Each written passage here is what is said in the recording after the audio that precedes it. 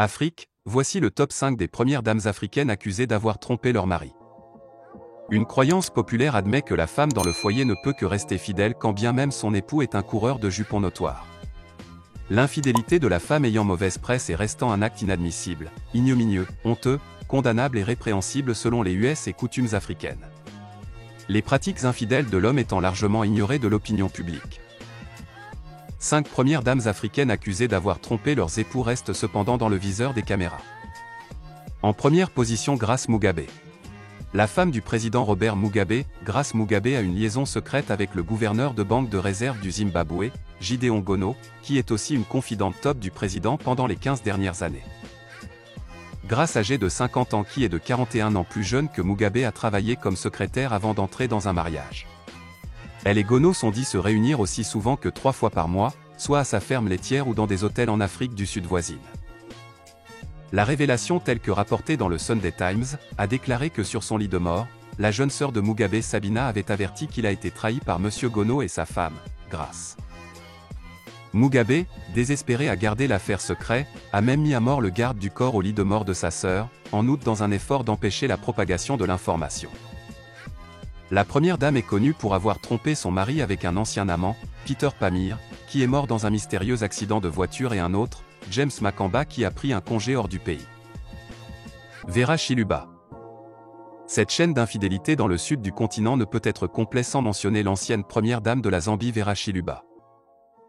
Elle a été accusée d'avoir eu une relation amoureuse avec un homme d'affaires de premier plan, Archie McTribouy, conduisant à son divorce. C'est toute une tendance surprenante.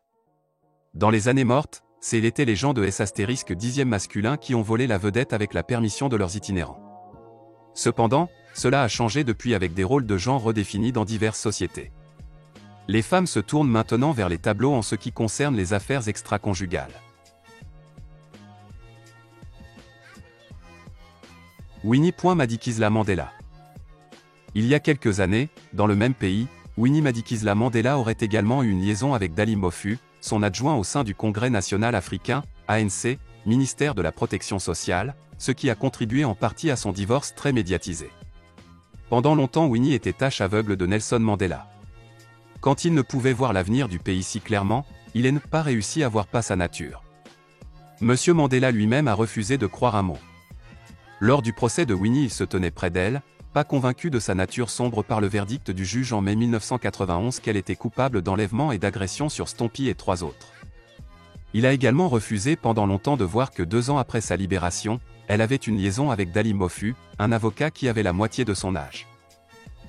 Elle l'a nommé son adjoint dans le département de la protection sociale de l'ANC, elle a voyagé avec lui aux États-Unis, des vols en Concorde à Londres, dormant à l'hôtel Beverly Hills.